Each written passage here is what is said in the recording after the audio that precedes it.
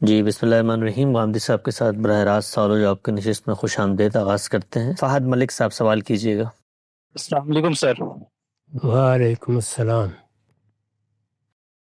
سر میرا سوال یہ ہے کہ قرآن مجید کی ایک آیت ہے کہ اگر قرآن مجید غیر اللہ کی طرف سے ہوتا تو اس میں بہت سارا اختلاف لوگ پاتے. تو یہ کس طرح اس کا مفہوم کیا ہے، کس طرف اشارہ ہے؟ حالانکہ فہم کا اختلاف تو بہت زیادہ ہوتا ہے نا ہمارے یہاں قرآن مجید کے. فہم کا اختلاف تو انسان کی کمزوری ہے. قرآن مجید یہ بتا رہا ہے کہ جب بھی کوئی انسانی کام وجود پذیر ہوتا ہے تو کبھی تضادات سے پاک نہیں ہو سکتا. دنیا میں انسان نے جو کچھ وجود پذیر کیا ہے اس کے بہترین نمونے ہمارے سامنے ہیں.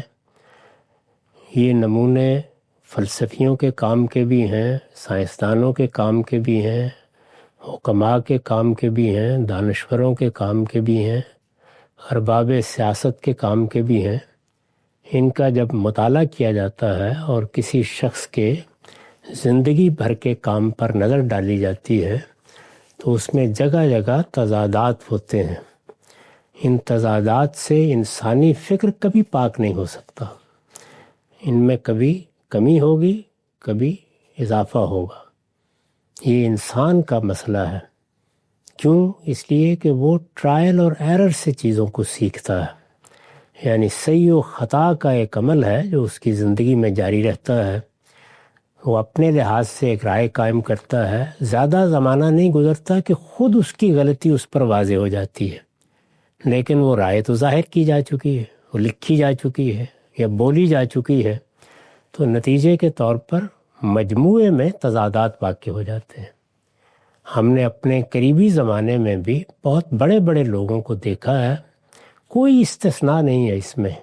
تو قرآن کہتا ہے کہ یہ چونکہ اللہ کی طرف سے ہے اس لیے اس میں آخری درجے کی ہم آہنگی ہے.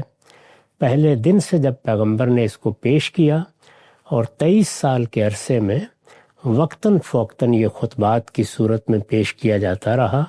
اب اس کو ترتیب دیا گیا ہے. یہ معجزہ ہے اس لحاظ سے کہ شروع سے آخر تک صاف معلوم ہوتا ہے کہ نہ کوئی صحیح و خطا کے اثرات ہیں. آج ایک رائے قائم کی، کل اس کی غلطی واضح ہو گئی. نہ اس طرح کی کوئی چیز یا اس کا شائبہ بھی دیکھا جا سکتا ہے. پھر یہی نہیں ہے، تضادات اسلوب بیان میں بھی ہوتے ہیں. یہاں پست ہو گیا، یہاں بلند ہو گیا.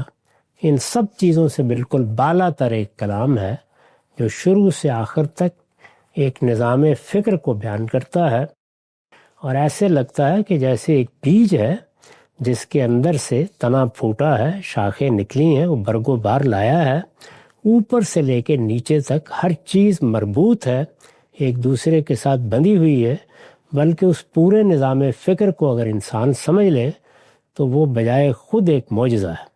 اس کو قرآن نے اس آیت میں بیان کیا ہے کہ لو کان من عند غیر اللہ لوجدوا فیہ اختلافا کثیرا. اگر یہ کسی انسان کا کلام ہوتا، اللہ کے سوا کسی اور کی طرف سے آتا، تو تم دیکھتے کہ اس میں اسلوب کے، انداز بیان کے، بات کہنے کے، پستی اور بلندی کے، صحیح و خطا کے ہزار اختلافات پیدا ہو جاتے. جی واضح آگے بڑھاتے ہیں. محمد علی سمرو صاحب سوال کیجیے گا. السلام علیکم. جی غالب صاحب، فرد ذریعہ کے حوالے سے جیسے میں اگر کوئی دوست بناتا ہوں تو اس میں جو غیبت جیسے بڑے گناہوں کا بھی دروازہ کھلتا ہے جس سے عموماً ہم بچا جا سکتا ہے، مگر ریئرلی کبھی ایک آدھا واقعہ چغلی کا پیش آ سکتا ہے. تو اسی طرح کی سچویشن ہے کہ اگر میں اپنی ہونے والی منگیتر سے شادی کرتا ہوں تو ایک گناہ جو ریاکاری نہیں مگر وزناً اس کے برابر کا سا محسوس ہوتا ہے، اس گناہ کے ہونے کا دروازہ اسی طرح کھلتا ہے جو کہ اگر میں کسی اور سے شادی کرنے کی صورت میں وہ نہیں کھلتا. تو اگر ہم ایک دوسرے سے بہت محبت بھی کرتے ہیں اور میری منگیتر اللہ کا خوف رکھنے والی ایک عورت بھی ہے، اور شادی کے بعد اس گناہ سے مسلسل بچا جا سکتا ہے، مگر شاید یہ کہ ایک آدھا واقعہ ایسا گناہ کا پھسل کر ہو جائے اور ہونے کے بعد فوراً توبہ بھی کی جائے گی اور اس پہ نظر ثانی کر کے بہتر کوشش بھی. تو مجھے ایک سخت پریشانی یہ ہے کہ شادی کے بعد مثلاً اس گناہ کا اگر ارتکاب ہوتے ہی مثال اسی وقت اگر موت آ جائے تو بغیر توبہ کا موقع دیے تو اس کا مطلب کیا ناقابل معافی ابدی جہنم ہے؟ اور کیا اس کی بنیاد پر سد ذریعہ کے تحت میرا اس سے شادی کرنا ممنوع ہوگا، یا میں اس سے شادی کر سکتا ہوں اور بس اس گناہ سے بچنے کی صحیح کرتا رہوں؟ اس دنیا میں یہ بغض کو بھاگ میں جانے نہ دینا کا رویہ نہیں اختیار کرنا چاہیے، یہ تو وہم پرست بنا دے گا۔ سد ذریعہ کا یہ مطلب نہیں ہوتا۔ وہ بڑے بڑے معاملات ہیں جن کے بارے میں ہم جانتے ہیں کہ وہ اپنی جگہ پر غلط معاملات ہیں۔ دنیا کی زندگی میں ہر جگہ کچھ نہ کچھ خطرات موجود ہوتے ہیں۔ آپ اللہ پہ بھروسہ کریں، آپ کی بات سے لگتا ہے کہ آپ اللہ سے ڈرنے والے ہیں، اس وجہ سے جہاں آپ نے طے کیا ہے اللہ پہ بھروسہ کر کے شادی کریں۔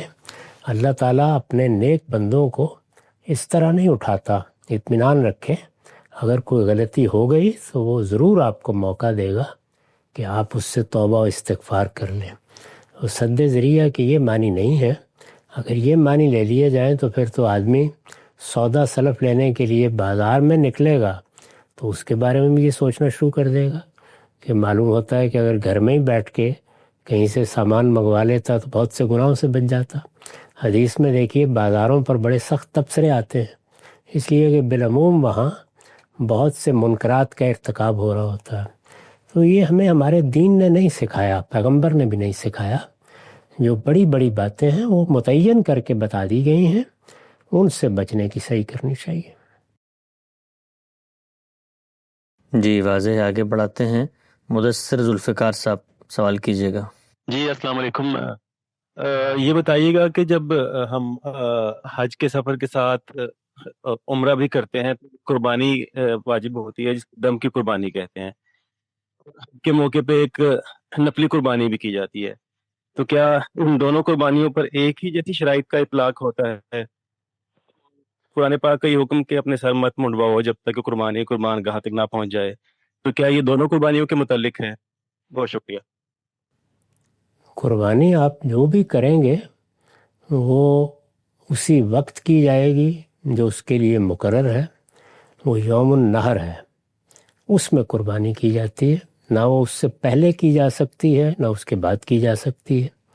اللہ تعالیٰ نے جن عبادات کے لیے کوئی مناسک مقرر کیے ہیں، شاعر مقرر کیے ہیں یا کوئی حدود طے کیے ہیں، ان کی ساری برکات ان حدود کی پیروی میں ہے۔ قرآن مجید نے یہ فرمایا ہے کہ یہ اللہ کی قائم کردہ حرمتیں اور اس کے قائم کردہ شاعر ہیں، اس وجہ سے ان کی تعظیم ملحوظ رہنی چاہیے۔ تعظیم کا مطلب یہ ہے کہ یہ کوئی کھیل نہیں ہے، بلکہ جیسے جن حدود کے ساتھ، جس پروٹوکول کے ساتھ یہ متعین ہے، اس کا پورا لحاظ کر کے ان کو انجام دیا جائے۔ تو قربانی یوم النحر میں ہوگی، اپنے وقت پر ہوگی، اور قربانی سے پہلے آپ سر نہیں مڑوا سکتے۔ عمرے کے بعد قربانی کریں تو اس صورت میں بھی جب قربانی ہو جائے گی پھر سر منڈوایا جائے گا یا ناخن تراشے جائیں گے۔ اسی طرح کا معاملہ حج میں ہے۔ تو شرائط و حدود میں کوئی فرق نہیں ہے، خواہ آپ نے دم کی قربانی کی ہے جیسے کہ عام طور پر لوگ کرتے ہیں۔ میں تو اس کے بارے میں توجہ بھی دلاتا رہتا ہوں کہ اس کے نتیجے میں لوگ اس بات سے واقف ہی نہیں رہے کہ وہ حج کی قربانی کر ہی نہیں رہے۔ یعنی اب ہمارے ہاں سے بر صغیر سے جو لوگ جاتے ہیں، میں کسی ایک آدمی سے بھی واقف نہیں ہوں پچھلے 50 سال میں جس نے حج کی قربانی کر کے آ کے بتایا ہو۔ لوگوں کو یہ یاد ہی نہیں رہا، وہ خیال کرتے ہیں کہ ہم نے چونکہ عمرہ اور یہ ملا کے کیا ہے تو اس کی قربانی، جو اصل میں حج کی قربانی نہیں ہے، وہ کرتے ہیں اور یہی خیال کر لیتے ہیں کہ حج کی قربانی ہو گئی۔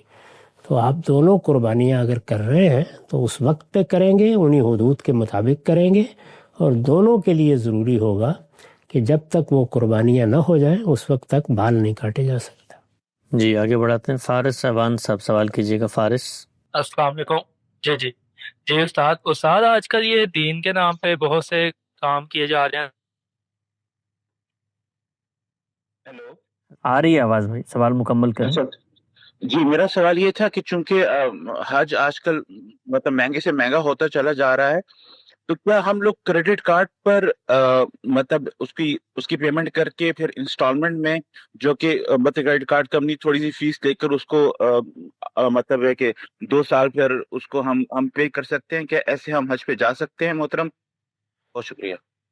یہ جو کام آپ باقی زندگی میں کرتے ہیں حج میں بھی کر لیجیے. اگر قرض لے کے شادی کی جا سکتی ہے تو حج کا شوق ہے تو پورا کر لیں، لیکن اگر آپ کے پاس گنجائش نہیں ہے تو وہ آپ پر فرض نہیں ہے. اللہ تعالیٰ کے ہاں فرض اسی وقت ہوتا ہے جب استطاعت پیدا ہو جاتی ہے. تو شوق سے آپ کرنا چاہتے ہیں، عمرہ کرنا چاہتے ہیں، حج کرنا چاہتے ہیں تو ضرور کر لیں. ہر جائز طریقے سے آپ حج کر سکتے ہیں. جی آگے بڑھاتے ہیں. ہمارے ساتھ موجود ہیں فہد الحسن صاحب. فہد الحسن سوال کیجیے گا. السلام علیکم گاندھی صاحب. میرا سوال ایک میرے ایتھیسٹ بھائی کی طرف سے ہے. وہ یہ ہے کہ وہ اعتراض کرتے ہیں کہ اللہ تعالیٰ نے یہ دنیا کو، اس کائنات کو کیوں ہی بنایا آخر؟ اگر اس نے سزا اور جزا کرنی ہے، وہ چاہتا تو نہ کرتا اور وہ ایک بے رحم جان کو جہنم میں نہ ڈالتا. ٹھیک ہے، وہ کہہ رہا ہے کہ کارڈ کے لیے یہ صرف جو ہے نا انٹرٹینمنٹ ہے. مجھے اس بات کا جواب چاہیے کہ اس کا کیا بنے گا، یعنی کہ جی میرے بھائی اگر وہ اس کو کوئی کھیل تماشا سمجھتے ہیں تو انہیں کرنے دیجئے، لیکن انہیں بتائیے کہ یہ واقعہ ہو چکا ہے، خود ان کی پیدائش ہو چکی ہے. ممکن ہے کہ وہ اپنے والد صاحب کے اقدام پر بھی اعتراض کریں یا اس کی کوئی علت ان کی سمجھ میں نہ آ رہی ہو، لیکن اب وہ ہو چکا ہے. اللہ تعالیٰ نے دنیا بنا دی ہے، یہ دنیا وجود پذیر ہو گئی ہے. اس میں ہم آپ دنیا میں آ گئے ہیں. تو اب ایک سلیم الطبع آدمی کا کام یہ ہے کہ وہ خدا کے فیصلے کو سمجھ کر اپنے آپ کو اس فیصلے کے برے نتائج سے بچائے. یہ ذمہ داری ہے. اگر آپ خدا کو سمجھنے کی کوشش کریں گے تو آپ اپنے حدود سے تجاوز کریں گے. اسی وجہ سے عارفین ہمیشہ توجہ دلاتے ہیں کہ خدا کی معرفت کو اس کے اپنے کلام تک محدود رکھنا چاہیے.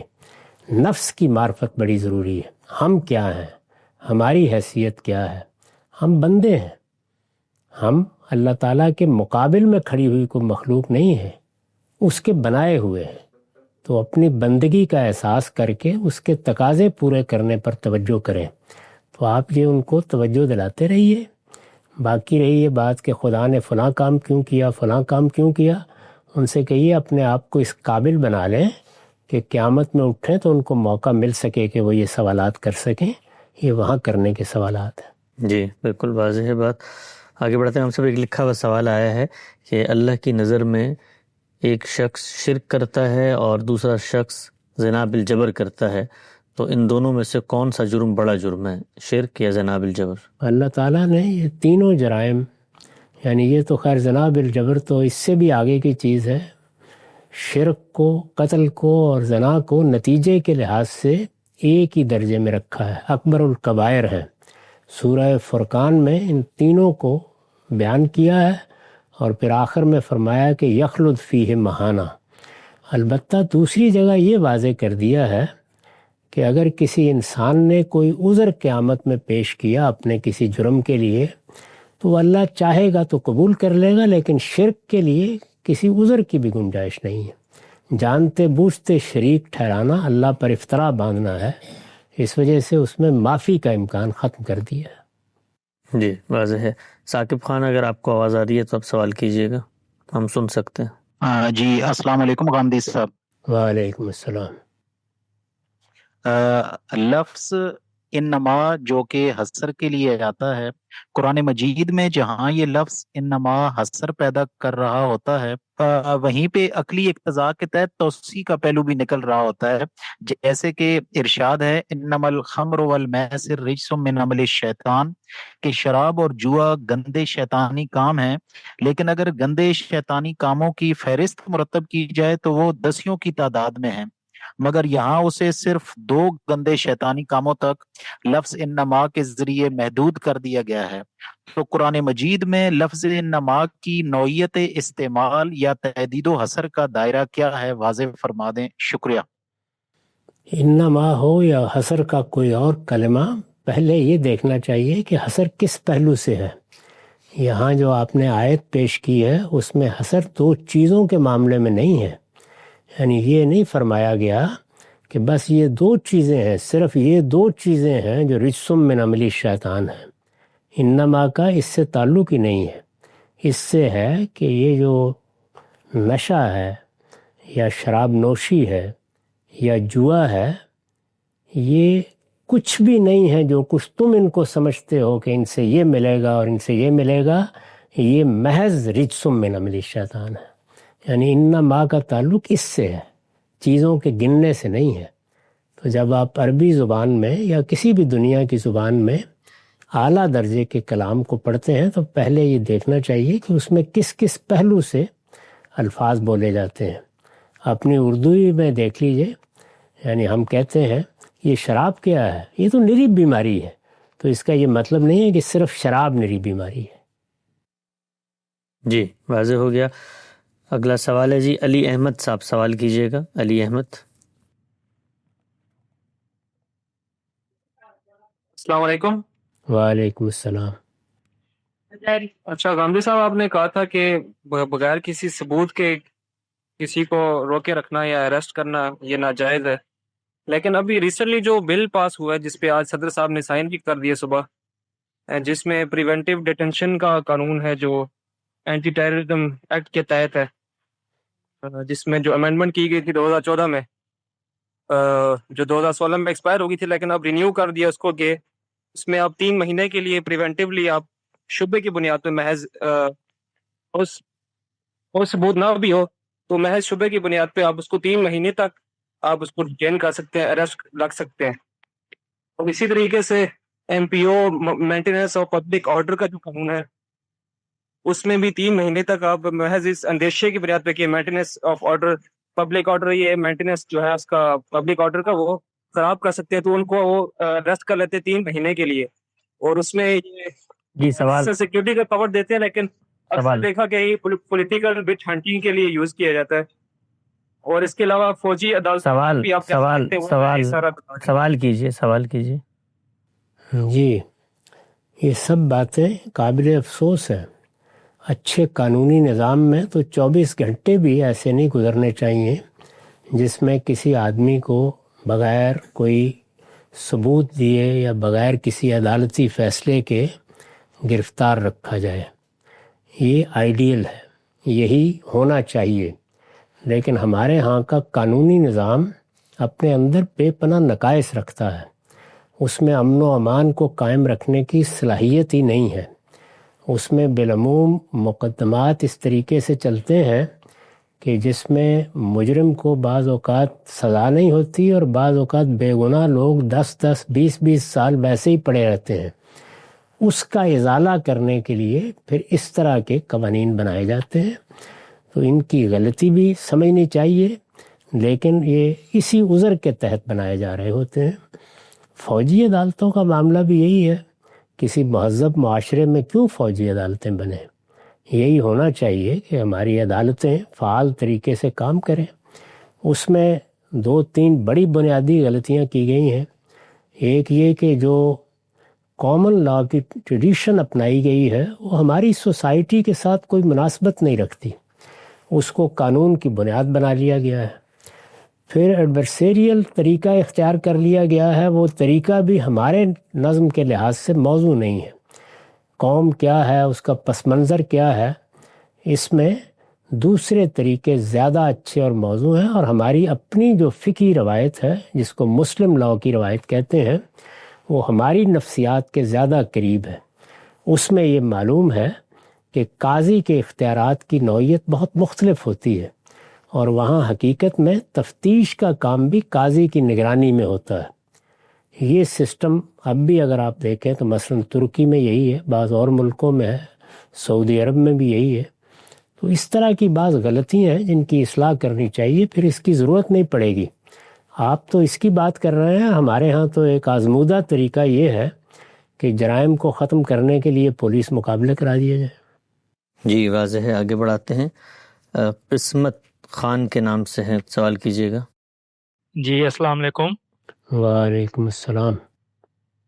استاد آج کل یہ دنیاوی معاملات میں وہ دین کا سہارا لے کے پیسہ کمایا جا رہا ہے، مثلا شہد بیچا جا رہا ہے تو وہ قرآن کی آیت سنا کے بیچا جا رہا ہے، اس کے بعد سیرت کی کورسز کرائے جا رہے ہیں اور بڑی ٹھیک ٹھاک فیسیں وصول کی جا رہی ہیں اس کی، اور اس کی پروموشن بھی بالکل ویسے ہی کی جاتی ہے جیسے باقی دنیاوی پروفیشنل معاملات کی ہم کرتے ہیں۔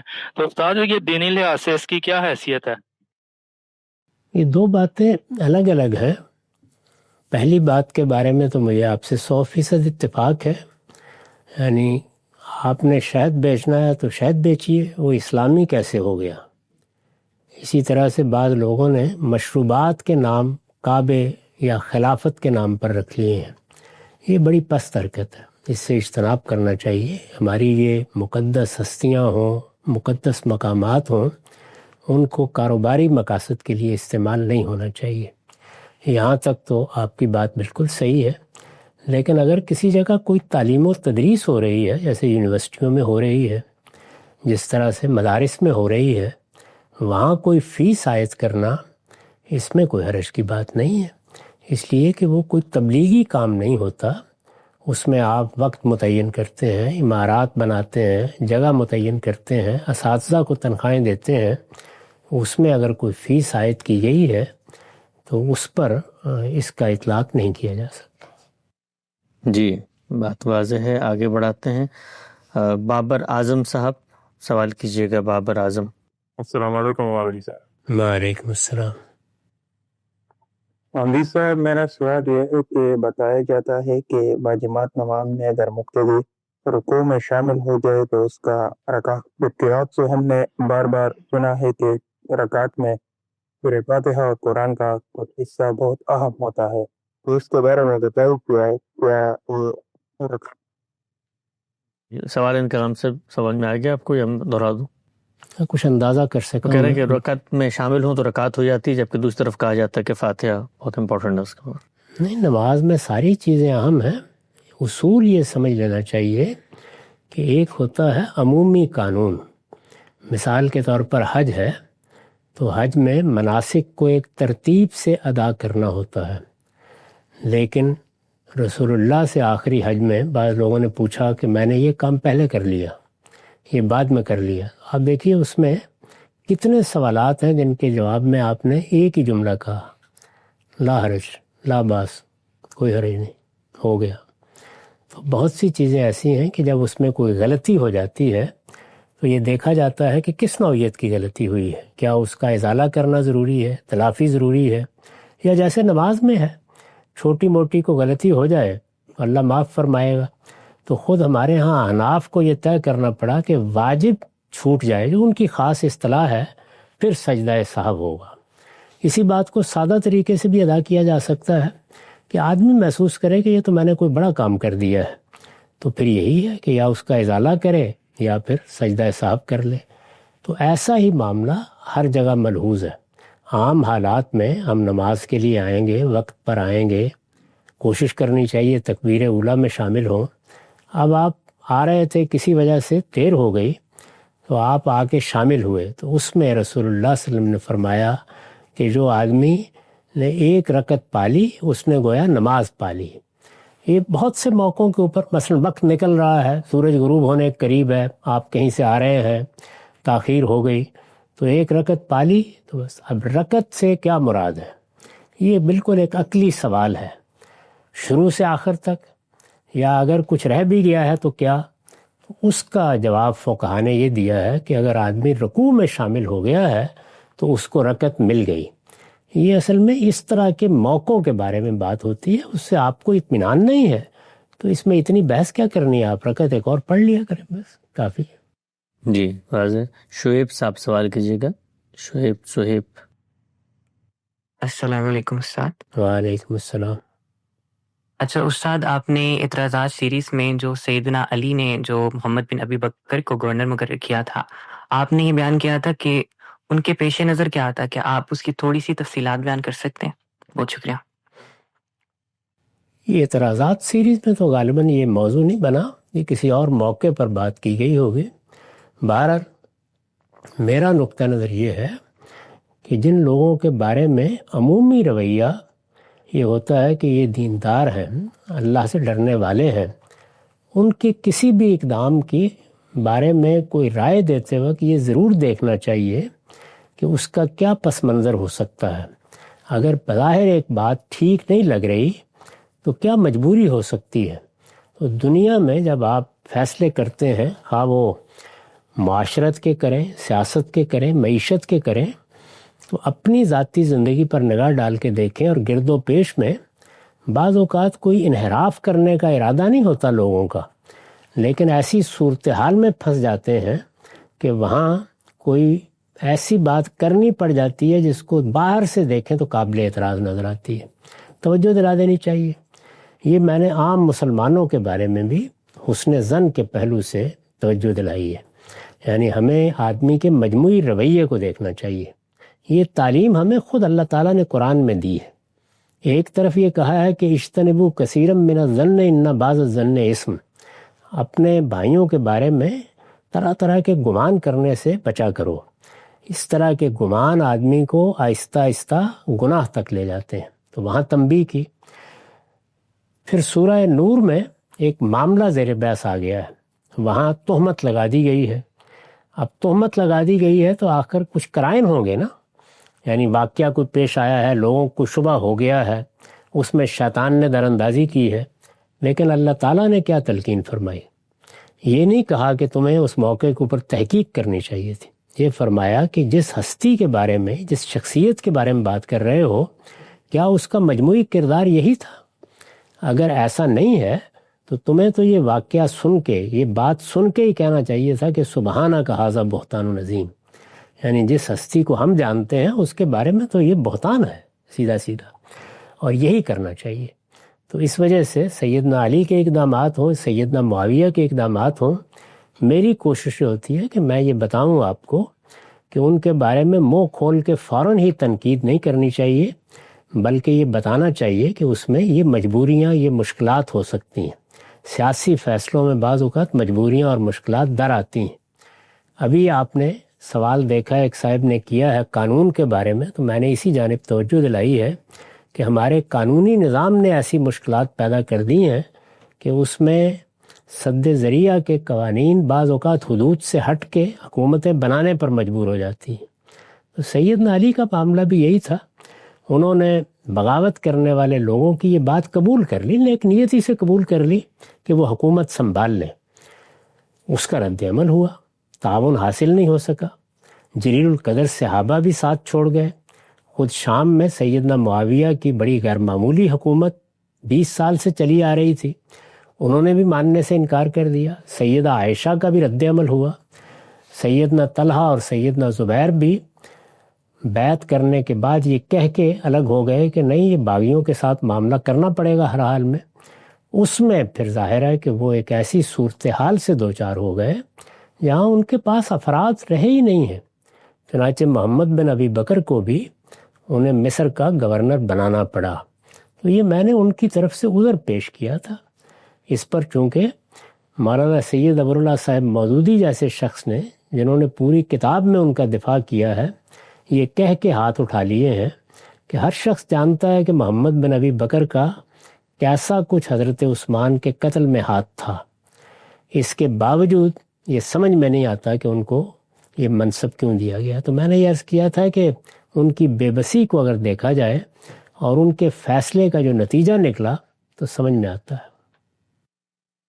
جی بالکل واضح ہے. آگے بڑھاتے ہیں. ہمارے ساتھ موجود ہیں عبدالعزیز صاحب، سوال کیجیے گا. السلام علیکم. وعلیکم السلام. جی غمی صاحب، میں افغانستان سے ہوں.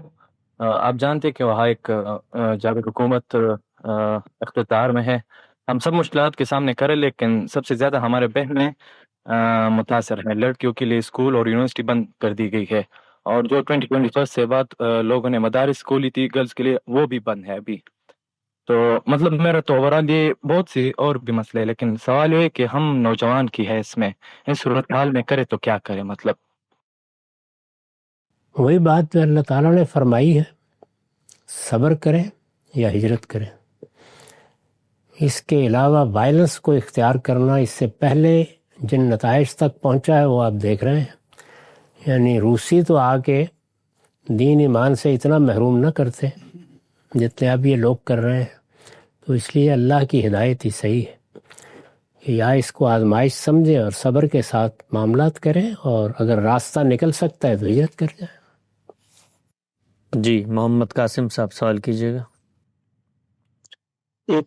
ایک اصل زر محفوظ سرمایہ کاری کے معاملے میں یہ طے ہوا تھا کہ جب بھی کسی کی مرضی سے یہ معاملہ ختم ہوگا تو فکسڈ پروفٹ پرسنٹیج کو روک کر 3 مہینے کے اندر پورا پیسہ واپس کرنا ہوگا، اور اگلے نے یہ وعدہ کیا تھا کہ اگر ضرورت پڑی تو وہ اپنی کچھ زمین بیچ کر پیسہ واپس کر دے گا۔ لیکن غامدی صاحب یہ طے نہیں ہوا تھا کہ اگر 3 مہینے پیسہ واپس نہیں دیا تو کیا ہوگا، یا کچھ جرمانہ لگے گا بھی یا نہیں۔ تو یہ معاملہ ختم ہوئے ہوئے 20 مہینہ ہو گیا ہے اور اب تک پورا پیسہ واپس نہیں کیا گیا۔ اگر پروفٹ پرسنٹیج جاری رہتا تو ان 20 مہینوں میں 10 لاکھ ہندوستانی روپے پروفٹ بن جاتے۔ تو غامدی صاحب اس معاملے میں اب کیا کرنا چاہیے؟ یہ کوئی ثالث بنائیں یا عدالت میں چلے جائیں، اس میں اس شخص کو اصل رقم دینے پر بھی مجبور کیا جا سکتا ہے اور جرمانہ بھی کیا جا سکتا ہے۔ وہ ظاہر ہے کہ میں یا آپ تو نہیں طے کر سکتے، وہ کسی ثالث یا عدالتی منصب پر فائز شخصی کو طے کرنا چاہیے۔ جی عدنان اشرف صاحب آخری سوال آپ کا۔ السلام علیکم۔ وعلیکم السلام۔ جی میرا سوال ہے کہ اللہ کے حکم کے بغیر ایک پتہ بھی نہیں ہلتا ہے، تو دنیا میں بھوک ہے، مجبوریاں ہیں، برائیاں ہیں، اللہ چاہے تو روک سکتا ہے۔ شکریہ۔ یہ اللہ نے فیصلہ کر رکھا ہوا ہے کہ وہ نہیں روکے گا، تو اب میں آپ کیا کر سکتے ہیں؟ اب اپنے کرنے کا کام کریں۔ اللہ تعالیٰ نے یہ دنیا ابتلاء کے اصول پر بنائی ہے، عدل کے اصول پر نہیں بنائی۔ عدل اور انصاف کا ظہور قیامت کے بعد ہوگا۔ جی ہمارا وقت ختم ہو گیا، انشاءاللہ دوبارہ حاضر خدمت ہوں گے اگلے ہفتے۔